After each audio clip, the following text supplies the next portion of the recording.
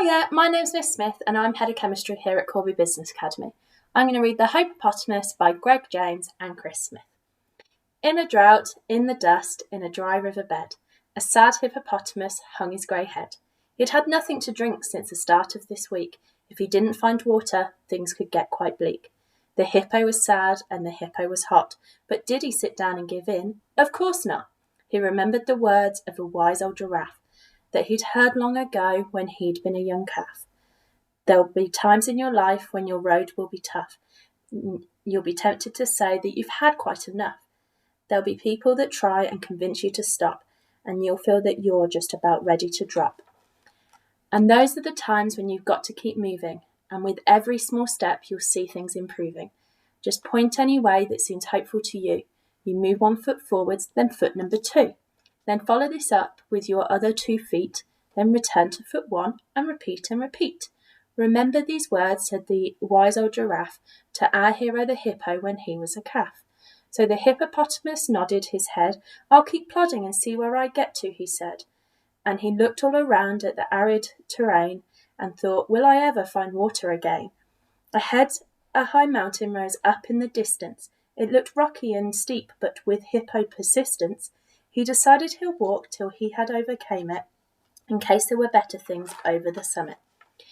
First he came to a desert, which wasn't too handy. It was hard to walk through, rather slippy and sandy. A camel was sitting on top of a dune, and it told the hippo, you absolute loon, turn around, go back, or you'll look like a chum. There's no water this way, except this in my hump. But the hippopotamus shook his head. Just a bit further, he boldly said. 1 step at a time he continued his journey, till he came to a jungle, dark, dank, green and ferny. The jungle was thick and the creepers were creepy, and a large sloth hung down from a branch looking sleepy. This forest, it goes on for miles, he said, yawning. Why don't you just hang here with me till the morning? The hippo, though tempted, again shook his head. Just a bit further, he bravely said. He plunged on through the jungle, and after a while he arrived at the mountain, the ultimate trial.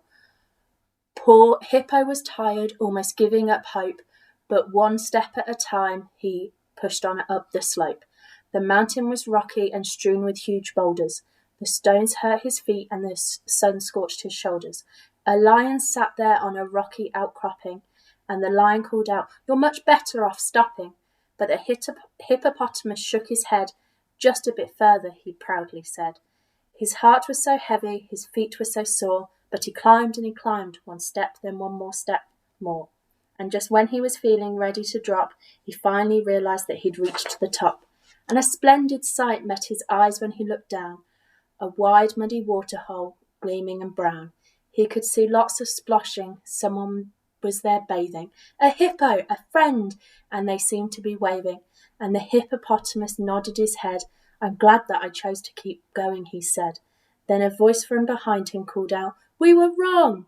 The lion, sloth, and camel had followed along, and the animals cried, you're more brave than the lot of us. Hip, hip, hooray for the hippopotamus. Thank you for listening, and I look forward to seeing you all in September.